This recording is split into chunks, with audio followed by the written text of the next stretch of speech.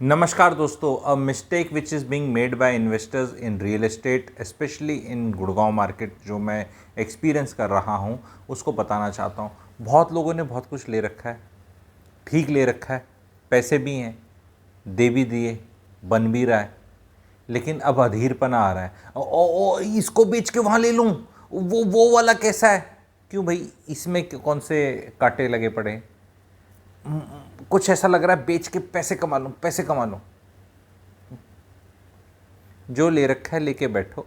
जो भी कहीं कोई चीज़ दूर आ रही है, बाहर आ रही है, वो पहली चीज़ से बेकार है। बट ऐसा कोई बोलेगा नहीं, क्योंकि नई चीज़ भी बेचनी है। हम भी नहीं बोलेंगे, कोई नहीं बोलेगा। लेकिन ये अंदर से ये जो चुल है, शांत कर लो। ये ईडीसी, आईडीसी, जीएसटी, ब्रोकरेज देते रह जाओगे। गवर्नमेंट पैसे कमाएगी, बिचौलिए पैसे कमाओगे। देखो, real estate is not your demat account जहाँ brokerage firms buy this, sell this, at this, target this. इस तरह मत चलो। ले लिया, शांति से बैठ जाओ। जहाँ भी लिया है वहाँ 30-40-30 पेमेंट प्लान था, 25x4 था, या कंस्ट्रक्शन लिंक था, जो भी था। 1-2-3 साल में वहाँ कुछ स्ट्रक्चर खड़ा हो गया है, तो यानी बंदी चीज़ बन रही है, एग्जीक्यूशन रिस्क कम हुआ है।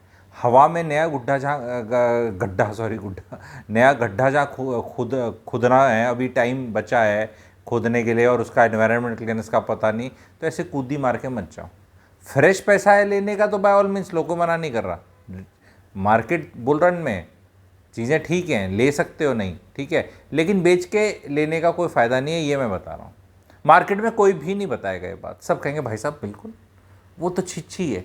जो भी चीज़ पोजीशन पे आएगी ना, ऐसा लगता है वो हर बार ऐसा लगता है ना, शादी मतलब मैं तो मैरिटल कंसल्टेंट, शादी हो रही है, फेरे चल रहे हैं, और फेरे ऐसे ऐसे हो रहे हैं, और आपने लड़की सेलेक्ट करी थी तो पीछे घूम आ रही है आपके, तीसरा चौथा फेरा हो गया है, फिर ऐसे कोई लड़की दिखती है, शादी ब्याह में आते हैं ना लड़के लड़कियां सब आते हैं, वो ऐसे फेंक रही है आप पे, हैं फ्लावर्स हैं, और आपको ऐसा लग रहा है यार ये क्यों नहीं हो जाए। अब तो ये नहीं, ऐसे नहीं हो पाएगा भाई। कौन है, क्या है, उसका कुछ नहीं पता। क्या सिर्फ एक अट्रैक्शन ही है क्या? एक ब्रोशर दिखाया, उसमें कुछ चिकनाहट आपको दिखी तो बस ये ले लें? अरे भैया बाकी चीज़ें भी है ना। वो लड़की से शादी का सिर्फ शक्ल देख के करी थी? पिताजी, माताजी, चाल चलन, कास्ट, कलर, क्रीड सब चेक करते हैं, पैसा, धन, नेचर, कुंडली, 50 चीज़ें। अब वो जहाँ जा चुके हो वहाँ सब कुछ चेक हो चुका है उसका, बिल्डर का, उसका चाल चलन बना रहा है, कितना बना रहा है, कैसा लग रहा है, सब बढ़िया चल रहा है मामला। लेकिन बस ऐसे ही क्यों क्यों करना है, बस ऐसे ही लेना है क्यों? क्योंकि इसका रेट बढ़ गया भाई साहब। देखो ये लिया था, ये इतने से इतना हो गया है, अब इसको बेच के ये लेंगे, क्यों? फिर ये इतने से इतना हो जाएगा, तो ये इतने से इतना हो जाएगा, तो ये इतने भी रहेगा, ये भी आगे जाएगा। और हर बार जो बीच में कॉस्ट दोगे, और भाई साहब ये आपके सिटी सेंटर या शहर या लोकेशन के पास में है, ये दूर है। ये ट्रेडिंग का ना किक है। शेयर मार्केट में भी लोग ऐसे ही नाश करते हैं पैसे का।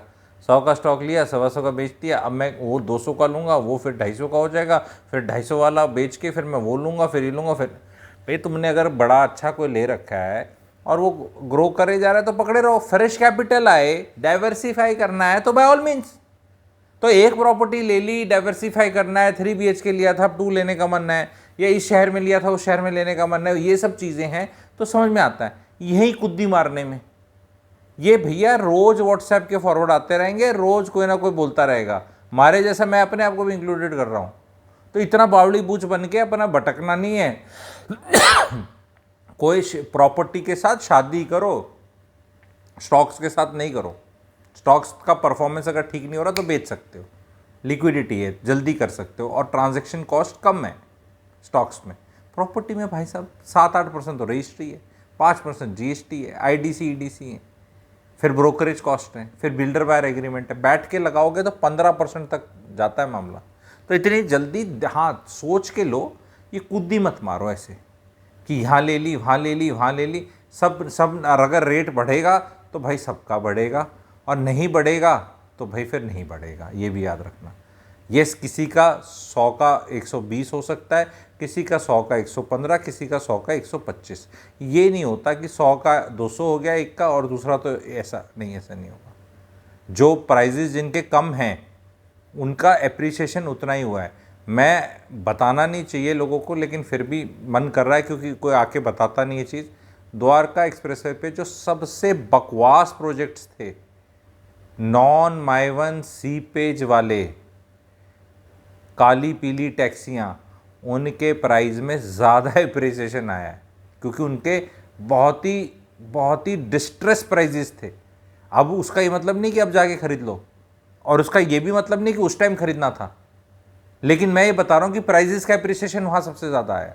वो उस टाइम भी नहीं लेना था, इस टाइम भी नहीं लेना, अभी भी प्राइजेस में बहुत डिफरेंस है। वो खराब है चीज़, सस्ता रोए बार बार, ठीक है। पर अब उस प्राइस पॉइंट में जब लोग जा रहे हैं, कह रहे हैं मेरे को 1.5 करोड़ में कोई चीज़ चाहिए, तो भाई फिर उन चीज़ों के तभी तो प्राइस बढ़ गए। तो एप्रिसिएशन वहाँ है, पर अब आगे आएगा ये कोई कह नहीं सकता, क्योंकि वहाँ किसी का प्लास्टर जड़ रहा है, किसी की सीपेज दिख रही है, देखने में अच्छा नहीं लग रहा, कहीं कुछ और व्यू, मतलब जो भी मैं पुट डाउन नहीं करता प्रोजेक्ट्स के नाम लेके, बट ये मैं प्रैक्टिकली बात बता रहा हूँ कि ये ऐसा हुआ है। तो हमें जो ले लिया, जिसको मैं हमेशा बोलता हूँ, एंड आप लोग रिपीट कर सकते हैं मेरे पीछे एंड बता सकते हैं कि ये फिलॉसफी सही है या नहीं है। Buy well, never sell, sleep well. नहीं तो फिर ऐसे तो फिर फ़ायदा ही क्या होगा? फ़ायदा मतलब आपने इनहेरिटेंस के पैसे से खरीद के बेच के जो 40 लाख 60 लाख एक जो भी प्रॉफिट आ जाए उससे स्विट्जरलैंड घूम के आना है। फिर उसका उस पैसे का क्या करोगे प्रॉफिट का? मैं खा लूँगा। तो यानी आप मिजरेबल लाइफ जी रहे हैं, आप मिजरेबल लाइफ जी रहे हैं। अगर आप प्रॉपर्टी में 1 करोड़ का 1/20 हो गया और 20 लाख का प्रॉफिट लेके आपका घर चल रहा है, तो आप कोई काम नहीं कर रहे।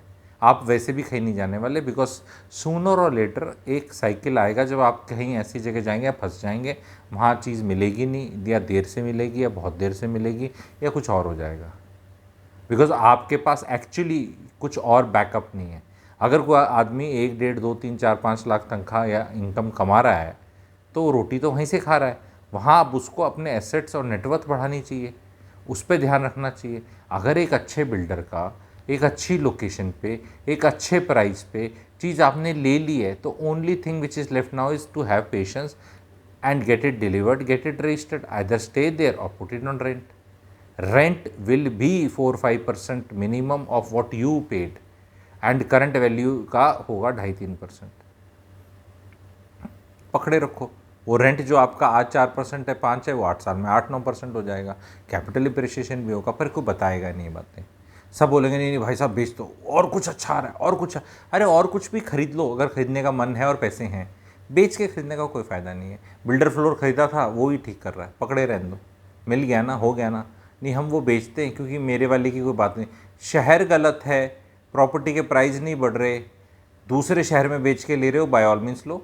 ग्रेटर नोएडा की सड़ी गली को प्रॉपर्टी बेच के कुछ मिल रहा है गुड़गांव में, एज अ डाउन पेमेंट देने को मिल रहा है और उसमें और कुछ डाल के आगे खरीद सकते हो, बाय ऑल मीन्स खरीदो। लेकिन सेम शहर में बेच के लेने का कोई मतलब नहीं है, ये बताना चाह रहा हूँ।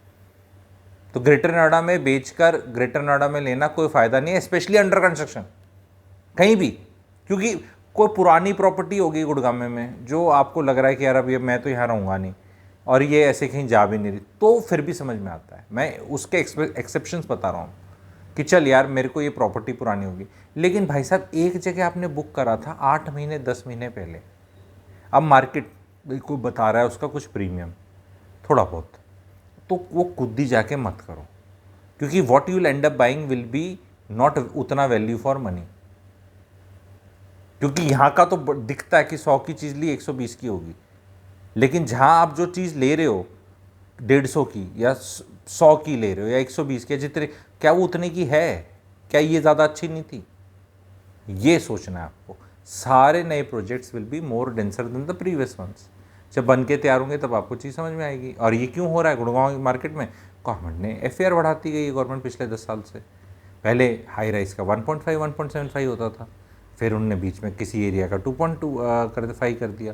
फिर बोला कि भैया यहाँ पे अगर कोई यूटिलिटी कॉरिडोर या कोई बड़ा रोड जा रही है विदिन 500 मीटर है तो इतना है, ये है तो इतना है। फिर TOD का FAR और बढ़ा के कर दिया, 4.5 तक भी चला गया। तो मामला 3 गुना डेंसिटी का हो गया। तो वैल्यूएशंस में ये सब कंसिडर करो। पुराना लेके बैठे रहो, क्योंकि एक स्टेज आएगा 2025-26 में सप्लाई नहीं आनी, रेडी टू मूव इन वाला ज़्यादा उछाल मारेगा न्यू वाली से भी। क्योंकि जो न्यू लॉन्च हो रहा है 2024 में, उनके जाके रेरा सर्टिफिकेट देखो, 2031 2032 डेट मिलेगी आपको, चेक करो आप। 2025 में जो लॉन्च होगा 2033-34 में मिलेगा, देख लेना रेरा में। और प्रैक्टिकली भी साल में 6-7 महीने काम होता है, बारिशों में काम नहीं हो रहा, फिर एनजीटी का बैन लग जाएगा, फिर वो लेबर भाग जाएगी, फिर वो लेबर आएगी छठ पूजा करके, फिर पोल्यूशन हो गया, पोल्यूशन में फिर लेबर भाग गई। अगर एनजीटी ने 10 दिन बैन लगाया तो वो मजदूर नहीं बैठा हुआ, वो अपने चला जाता है, फिर उसको इकट्ठा करने में टाइम लगता है। तो there lot of people will struggle to get it complete, because वो विंडो ही नहीं है। तो 7-8 साल से पहले कुछ नहीं बन रहा, ना बनेगा। तो भाई ये बीच में जब घर चाहिएंगे तो ये रेडी टू मूव इन के सब बढ़ेंगे, तभी उसमें पुरानी टैक्सें भी बढ़ेंगी। तो जो लेके बैठा है, बैठे रहो, रेंट बढ़ने हैं 2025 में, और 2025 में आना है ज़माना रेडी टू मूव इन का, 2025-26 में। तो रीसेल पे मत बेचो, और ख़रीदने वाले ख़रीद लो। लाइन लगी पड़ी है खरीदने वालों की, और बेचने वाले 5 हैं, खरीदने वाले 50 हैं, और बेचने वाले बेच भी नहीं रहे, सब मज़े ले रहे हैं, क्योंकि सब मेरा वीडियो देखते हैं। और अच्छी बात है, मज़े लो। पर कई बार क्या है, कुछ ज़्यादा ही मज़े ले रहे हो, तो ज़्यादा टाइम अभी वेस्ट मत करो। बहुत लोग ना वो भी हो रहा है, अभी नहीं बेचना तो रेट वेट पता चल गया तुम्हें, बस शांति से बैठे रहो, फॉलो करते रहो। क्योंकि आप रेट पता करके बेचने का क्यों करते हो, क्योंकि आपको लगता है कुछ और खरीद लूँगा। अब सेक्टर 93 में मामला 14-15 हज़ार फुट चला गया, और लाइन लग के लोगों ने वहाँ भी ले लिया। तो भैया फिर जो पास के दिल्ली के सेक्टर हैं वो उससे कम कैसे हो जाएंगे फिर, अगर वहाँ माल बिक गया? तो वो सब पानी की तरह है, उसने प्लेन होना है। बट एक बार जब वो ऐसा हो रहा है तो थोड़ा सा आपको लगेगा मिसमैच। अदरवाइज जो लेके बैठा है, जहाँ लेके बैठा है, जितने में लेके बैठा है, बैठे रहो, it will do very well. Thank you very much. Channel को सब्सक्राइब करें, लाइक करें, शेयर करें, मेंबरशिप भी ले सकते हैं ज्वाइन बटन दबा के, और कमेंट सेक्शन में वेबिनार इन्फो ग्रुप मिल जाएगा। अगर आप ऑलरेडी नहीं जुड़े हैं मेरे साथ, पहली बार ये वीडियो देख रहे हैं और किसी ग्रुप पे नहीं हैं, तो प्लीज़ उस ग्रुप पे ज्वाइन कर लिएगा, नहीं तो डुप्लीकेसी हो जाएगी अगर ऑलरेडी कनेक्टेड है। तो ताकि आपको जब भी कोई इस तरह की चीज़ें और क्वेश्चन आंसर सेशंस और ये सब कंडक्ट करें तो आप उसका पार्ट रह सकें। Thank you very much.